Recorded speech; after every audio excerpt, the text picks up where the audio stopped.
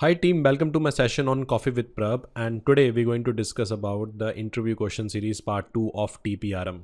Thanks for sharing a great response on my video 1 and that motivated me to make the second part of the video. In this we're going to discuss about some scenario based questions which has been asked in the senior positions of TPRM, especially in the Big 4. My name is Prabh Nair. For more information, you can check my LinkedIn profile. And if you're new to the channel, do subscribe to my YouTube channel and click on the bell icon to make sure you should not miss my future videos on a similar topic. So without wasting a time, let's start with the first part. Thank you. Okay, so first question. What steps do you take to ensure security requirements are met during a contract negotiations with third party vendor? It's a very interesting question. If you're looking for a job in TPRM from security point of view, it's a very frequent question asked in the job, like how you ensure the security in the third party vendor and how you negotiate the security, because customer always want his set of security controls in from the vendor, and vendor always expect to have a limit of the controls. So by checking this knowledge, they want to understand your negotiation skills. So question is basically how to answer such question. So definitely we will start with thank you for asking this question. Ensuring that security requirements are met during a contract negotiation with third party vendor is definitely critical for protecting our organization data. Because with the help of contract and SLA only, you can able to offset the risk. So if you take the perspective here, let's take example is we have a customer and this is basically a vendor. So customer always try to offset the risk to the vendor with the help of contract only. Like, if you're going for the Office 365 through the contract and SLA only, we can control the governance of the vendor. Like, we need to have a data localization, need to have appropriate security and all that. So the question is how to answer. The first thing is that you need to discuss about, I will start with the pre-negotiation preparation. Definitely before I speak to the vendor, I will collaborate with my internal stakeholders. That is at least my first duty I will do. Internal stakeholder and legal compliance IT team together and define specific security requirement and standard that the vendor must meet. And this include the data protection need, compliance, obligations and specific security control.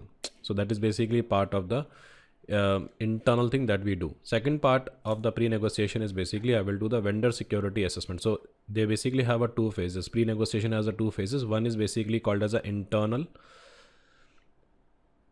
information gathering. What is the expectation our stakeholder have for the vendor, and second is based on that we do the vendor security assessment. Both are part of a pre-negotiation gathering. So we conduct the preliminary security assessment of the vendor to understand the current security posture and identify all the potential gap and concerns. And if you're dealing with the third party and all that, you can ask for the SOC 2 report that give you the better visibility. Then you try to include the security clause. So you work with the legal team, you draft the comprehensive security clause like data protection, incident response, and the second part of the clause, we basically include the confidentiality agreement. You need to make sure confidentiality agreement are included in the contract if you're dealing with the protection of sensitive information. Now, once we're done with that, then we have a detailed security requirement. So we develop the detailed security requirement and we document the outline about the necessary security control, like encryption is required, standard access control is required. And we can also ask for the specific compliance certification or attestation, like SOC 2 attestation 27001 certifications. Because see, if you're looking for the CISSP training or you're looking for the CISA training, the first thing you will ask for the candidate trainer is he must be certified. So between you and me, IC2 and ISACA is act like a third party. So vendor is not your family member, right? Vendor is not your family member. So how can you ensure that, okay, they have appropriate security controls? So they have been assessed by the third party auditors. They have provided the report that basically provide the visibility. So that is something part of your detailed security requirement. Then once you're done with that, then you're going to negotiate the discussion. Okay, you will actively participate in the contract negotiation meeting with the vendor, discuss about explain the security requirement, address any concerns that may have an emphasis on the importance of those requirements. Also, we can leverage the assessment findings, like we use finding from the preliminary security assessment and highlight those, you can say, specific area that need attentions and ensure these are addressed in the contract, which is part of a negotiation discussion. And then I will go with the risk-based approach, where the first part of the risk-based approach is risk prioritization, where I will prioritize the security requirement based on the risk assessment. I will focus on the high risk area. That is my first priority. And we ensure the critical security controls are non-negotiable. And on the other side, I will also tailor the security requirement as per the baseline. And then whatever I implemented, I will do the audits, and I'll try to also enforce the penalty and incentives. I will define the clear penalty for non-compliance, which include the financial penalties, contract termination clause, and we consider including the incentives for vendor who consistently meet or exceed the security requirement. And once I done with that, I will do the post contract monitoring where we review what we have agreed is delivered and all that. So this is how we do that, where we discuss about the feedback. So even in my recent engagement with one of the cloud service provider, we identified the same thing. We identified during a preliminary assessment that their data encryption practice did not meet our standards. So this is how, when you bring that experience, that basically build the confidence. Yeah, in my recent engagement, I deal with a cloud provider. We did not meet our standard, and during a contract negotiation, I insist them to implement the advanced encryption standard. We include the digital security clause, audit penalties, and we also define the clear communication collaboration practice. So these kind of things you can have, by which you can able to convince the interviewer that you are the experienced person in TPRM. So let's move to the next interview question. Thank you. Another interesting question: how do you communicate security expectation requirement to third-party vendor? This kind of a question mostly asked when you're leading a team of TPRM or you're joining as a leadership position. So they want to understand, your leadership skills. So how to answer such questions? So you can start with, effective communication and security expectations and requirements to third-party vendor is essential, because we need to ensure to comply with the organization requirement, and we need to protect our organization data systems. But in my case, how I approach this particular activities, first I will have a clear and detailed documentation. So here what I will do is, when I say clear and detailed documentation, what is the meaning is, I will outline, I will create a comprehensive security requirement. Okay, I will outline what is the necessary security controls are required, and this become a reference point. And then I will check the vendor security policies, because that give me the visibility about their governance. I will check what kind of a policy they have. Then I will do the initial onboarding meeting. Okay, where I will do the kickoff meeting, where I will organize the initial onboarding meeting with the vendor and discuss the security expectation, and I will engage the open dialogue where the vendor can ask the question and seek the clarification. Then next is basically regular updates and training. So I will conduct the regular training session for the vendors to keep them update on our security policy. So according to that, they can work, and we do the regular schedules to check in for discussions, any security concerns and all that. Then I will go for the consistent monitoring and reporting. So when we're talking about consistent monitoring and reporting, which is all about we implement the continuous monitoring to track the vendor compliance, and we also establish the feedback loop where the vendor receive the regular update. So this is how I can able to communicate the security expectation. But one thing I would like to share here is, when we talking about the expectation communication, I will keep it simple, which is easy to understand.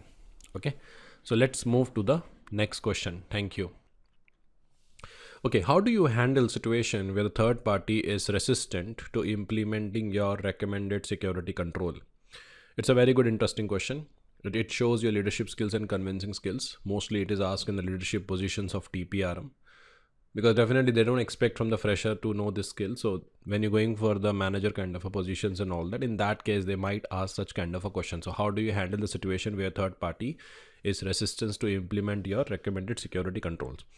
So, how to do this, how to handle this kind of a thing. So you will say definitely handling the vendor is always a challenge. So we always look for the strategic approach to ensure compliance without damaging the business relationship. So the first is that I need to understand the clash. So I need to understand the concerns. So I will begin with the open dialogue to understand the third party concerns, like their cost, operation impact, or technical challenge. The most important thing in this particular things I will consider is empathy. I will show empathy, actively listen to their perspective, understand the constraints, and helps in finding the mutually agreeable solutions that we can do. Then I will educate and explain the importance. I will clearly communicate the risk associated with not implementing the recommended controls, or use some kind of a concrete examples like data to illustrate. Okay, like if you don't implement this is the regulatory penalty, and I will benefit the highlight. Like I will emphasis on the benefit of security controls like encryptions and all that. The third thing is that I will leverage the standard and compliance. I will refer some GDPR regulatory requirement, ISO 27001, and I highlight the legal obligations which provide the strong incentivize for compliance, and I will share the industry best practices. And more important is I will work with the team in a more collaborative approach. I will work collaboratively with the third party to find the solutions that address their concerns. And sometimes we have to involve with customizing a control to fit their environment, and we have to be flexible in implementing the timeline or approach. And sometimes we have a phased implementations or alternative methods that can be done. Along with that, in some cases, if we have some kind of a budgetary approvals, I will go for the incentives and penalties. I will offer the incentive for compliance, such as extending the contract, additional business opportunity. And penalties, like I will clearly outline the potential penalty for non-compliance, such as financial penalties, indemnity clause, contract terminations, and all that, to ensure the consequences are included in the contract. Along with that, I have executive management. So if resistance still persists, I will escalate this issue to senior management within both organizations. So executive level discussion can often break the impasses and underscore the importance of compliance. So that's something I will look for. And we have a board level awareness to ensure the issue is brought to the attention. And according to that, we have a continuous monitoring and follow up. So this is how I will basically follow when we handle any kind of issues and all that. Okay, so let's move to the next question. Thank you. Okay, so next question. Can you describe a situation where third-party vendor practices were not compliant with industry regulations, and how did you address it? A very common challenge which TPRM team face, and that's why the interviewer want to also see, okay, if the person is basically get into that vertical, how he handled the situation. That's the reason they will also ask this question. How you compliant. So I will give an example here, like, I was working with third-party vendor. So this is how you can start. We were working with a third-party vendor that provide data processing services critical to our operations. So during a routine audit, we discovered that the data handling practices are not compliant with GDPR. GDPR is a data privacy regulation. So they were not properly anonymizing the personal data. So what we did is we did the immediate risk assessment. We conducted a thorough risk assessment to understand the potential impact on non-compliance on our organization, which include evaluating the legal, financial, reputational risk. And we document those findings from the audit detailed report. We highlight the specific area where the vendor practice was deviated from a GDPR requirement. And then after that, what I did, I basically notify my internal stakeholders. First, I informed my key internal stakeholders like legal, compliance team, ensure everyone understand the risk. And then I will develop the remediation plan, where I collaborate with the stakeholder to develop the comprehensive remediation plan. Then what I did the meeting. I involved the vendor here. So I scheduled the urgent meeting with the vendor, and I clearly communicate the non-compliance issues. I also offer detailed guidance on GDPR requirement, focusing on data anonymization, and provide them with a resource and best practices that shows a vendor engagement. Then I have a collaborative problem solving. So I have a jointly developed action plan. So we work closely, we work collaboratively with the vendor. We implement the robust data anonymization technique. We revise the data retention practices, and we enhance the data protection measure. And we set the clear expectation, like, this is the timeline, this is the deliverables, and we emphasize the urgency and importance of the compliance. Then what we did, we regularly monitor.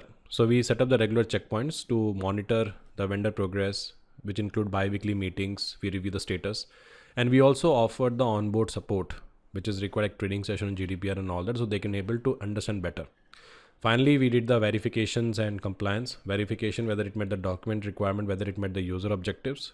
We review the policies, retention practice, and we established some kind of a continuous, monitoring to ensure the vendors are maintain the compliance with GDPR. So through this collaborative and structured approach, we successfully brought the vendor into compliance with GDPR, and the vendor implemented the required changes to the data anonymization retention practice. So our proactive and supportive engagement not only resolve the immediately compliance issue, but also strengthened our relationship. So this is something we did when we're dealing with the functions and all that. Okay, so let's move to the next question. Thank you. As you know, a lot of data breaches happen because of third-party involvement and all that. So that's why you can expect one question around this area. Can you give an example of third-party security incidents you manage, and what was the outcome? So here we will map with the incident response process. So what I'm going to do is your responses. I immediately notify our internal incident response team, because it is part of a data breach of GDPR, and we have to report the breach in 72 hours.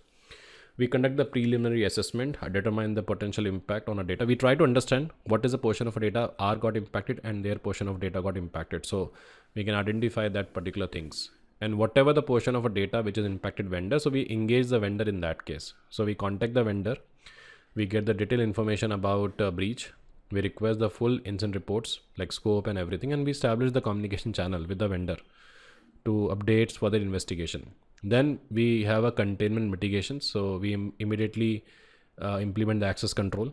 Okay, we strengthen our access control, which include changing password, update the encryptions, and we work with the vendor to ensure all exposed data were re-secure, and we verified with the help of encryption. We did also the further investigation actually. Okay, we conduct the internal investigation to analyze the extent of data exposure, and we collaborate with the IT and security team to identify the sign of data misuse and all that, and we have to review our compliance obligations to prepare and notify the affected parties.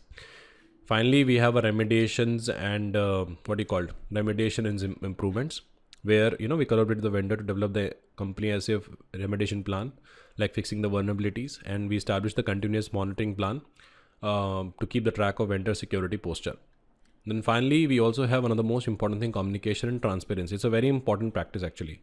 So you have to keep internal, external stakeholder informed about this incident management process, and you need to organize a post-incident review to identify the lesson learned. So this is a coordinated and proactive approach to third-party security incident result in a minimal impact, and the vendor successfully implement the necessary whatever the solutions we have.